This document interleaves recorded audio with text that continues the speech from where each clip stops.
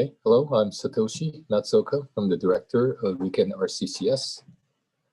And today I'm going to talk about Fugaku, which is the fastest supercomputer in the world, and of course, the fastest ARM supercomputer in the world. But in particular, what we're using, how we utilize the machine to fight against what's looming above our head, the COVID-19 problem, and some of the solutions we have, and hopefully to save the world. And so before we start, a little bit of coverage of Fugaku. A lot of people already know this, but just give you a very short synopsis. So Fugaku is Mount Fuji. It's the first exascale, so-called exascale machines, and was developed with the application's first philosophy in mind for what we in Japan call the SC'20 5.0. And Fugaku is another name for Mount Fuji. And basically, it signifies our idealism towards supercomputing that not only has very high peak, but also has very wide base, and base in terms of applicability, capacity, broad sets of applications, and broad user base, not just restricted to a few elites. And the fact that it's an ARM-based machine actually allows us to meet these goals. But of course, development of Fugaku wasn't very easy. In fact, the new chip ARM chip we developed, the A64FX, which is in the heart of Fugaku. Basically, there are 159,000 of them inside the machine. But each of the processor is 3 times faster compared to some of the top CPUs, general purpose CPUs out there. And it's at the same time being 3 times more power efficient. And it's general purpose. It's an ARM processor after all. So, it runs your smartphone app. It can run Windows. It can run PowerPoint and so forth. So to satisfy these high performance, low power, and also being general purpose, being the SVE extension in the ARM architecture was a huge challenge. And so it was a high-risk moonshot project that involved the entire Japanese HPC community, and that was the only way we could achieve this target goal. It was similar to like landing a man on the moon, but we achieved it. And as a result, we have the machine now, and the total capacity of this supercomputer is equivalent to about 20 million smartphones, which is about the number of smartphones, ARM smartphones shipped in Japan annually. More about 300,000 servers. So the back of the envelope calculation would be if we had 2 or 3 Fugakus, it would basically cover the entire IT needs of Japan throughout the year. So that's the magnitude of the machine that we have built. So in benchmark, of course, the machine was developed to excel in real applications.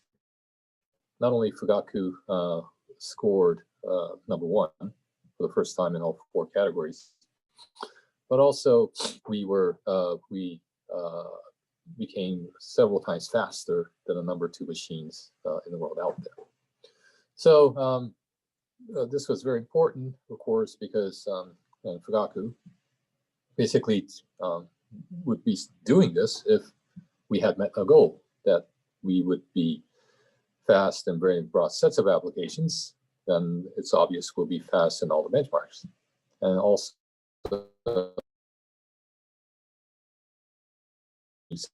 several times faster compared to these pre machines. Faster, they were not Fugaku as being an exascale machine. So, we achieved both, and we're very happy about the technological achievements. And of course, this was made possible, the generality especially was achieved principally because it's an ARM-based machine. Now, but what is the machine useful for? Well, so like I said, the global problem right now, the biggest global problem we have right now is the COVID-19 pandemic. And even despite the fact Fugaku was not supposed to be deployed until April 21. Now, we had most of the machine on the floor by April. So it was only natural that some of the pre-production cycles will be allocated to COVID-19 mitigation programs. Of course, the long story as to how this program was set up very quickly in matters of weeks.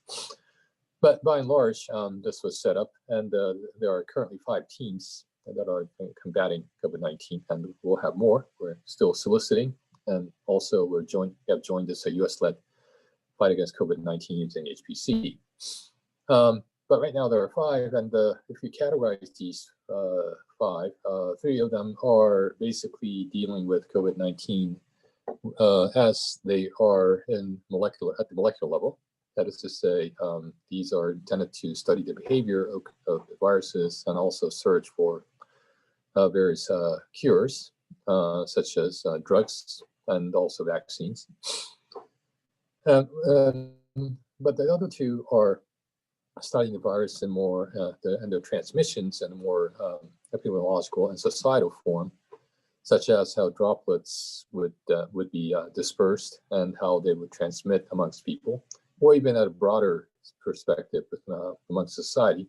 So let's say if we had this contact tracing applications, what would be how effective would be to mitigate the spread of the virus. So I only have time to cover 2 of them. So I'll just give you 1 from each category. So one is being led by Professor Dr. Okuno. And what he's doing is trying to find out how existing drugs can be repurposed in order to combat the COVID-19. The problem is, the good part of using repurposing these drugs is the fact that for many of them, we know their side effects. So the clinical study could be quite short. And also, some of them can be very cheap and have very little side effects, and thus become one of the key ingredients for combating COVID-19, rather than to discover new drugs. So here is but what they're doing is to run these very detailed simulations. So on a previous supercomputer K, we could only run a handful of these because this is a very accurate molecular dynamics. And these are very, very expensive to run. So usually people use more approximate methods, but then they're not very accurate. So to do real discovery, you need to run these first principles molecular dynamics, which is accurate but expensive, and we need to run these thousands of cases. But with the power of Fugaku, we can do this. And here you see this one of the drug targets on the virus, Protease, and the yellow part is a target, and we are administering a drug, Niclosamide, which is actually a parasite drug that's administered to a lot of children in Africa since the 1950s. So we know the drugs, we know the drug very well. We know that it has very little side effect, and it can be very cheap to produce. And you can see that it binds the pocket. The pocket's a moving target, and but it's very known to be very effective. So the qualitative assessment of this is we have like I said, we have more than 2,000 drugs. So we score them, we rank them by their effectiveness, and we find that most of the drugs, of course, are not very effective. But we find a few or several that are very effective, and Niclosamide is one of them, very, very effective.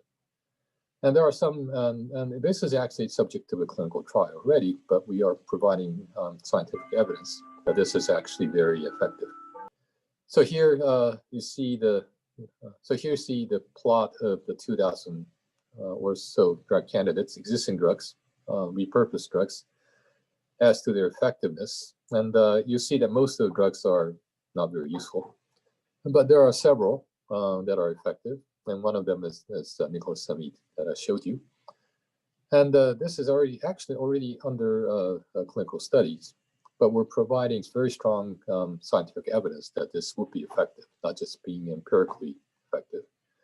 And also you find that there are some that are very effective, but not under clinical trial in any country. So we can actually have some countries or some group of pharmaceuticals actually try to provide evidence. And the computing requirement here is would have taken more than a year on a previous supercomputer, but on Fugaku, this is a matter of days, just a few days to compute for one drug target. So we're further, doing this further, doing some other target studies, and also collaborating with our experimental arm to see their effectiveness in vitro and in lab tests. And hopefully we can come up with these drugs, which could be also not only act as a cure, but as a preventive measure to prevent people from getting these diseases, and hopefully supplement vaccines and when administered to high-risk patients. So the other is the aerosol or droplet, and a lot of people worried when they go on commuter trains or when they're in taxis or when they're at concert halls or movie theaters and so forth, restaurants and so forth, that they may get infected. So, so we're doing very detailed studies with the high-resolution CFD and with multiphysics, led by Professor Dr. Tsubokura, to actually try to simulate these environments in very fine detail, and also to see what are the mitigation measures. So, so it's a very difficult simulation. You know, it's not very easy. Just to give you the scope of the simulation, there are various sizes of droplets, and beyond a certain size, they're called droplets, but if they're really small, they be turned into aerosols, and they float in the air for a long time. So droplets immediately drop on the floor and on the table, so they can be mopped up. But aerosols stay in the air for a long time, and they still contain viruses and could be subject to transmission. So in fact, one of the fear is we don't know how these transmissions are occurring, and there are a lot of unfounded contempt or ungrounded, scientifically ungrounded, hearsays flowing around that. So it's our mission to basically try to visualize these so that people will have a very good understanding of how things are and figure out, and we can, we give recommendations, and the government, actually the government and the industry uptakes these recommendations in a way such that they can give very accurate recommendations, and also people understand how things are occurring. And we're working with many industry partners, from transportation to air conditioning to food and Satori, like food and liquor, and also various government agencies in order to disseminate these results. So you can see that initially people thought masks were not very effective, but it turns out that of course depends a lot on the fabric material. But I find actually the masks are very effective in containing the aerosols and the droplets. A lot of these droplets actually are contained by the masks. And of course, the non-woven masks that you find in stores are the most effective. And we have various numerical data to back that up.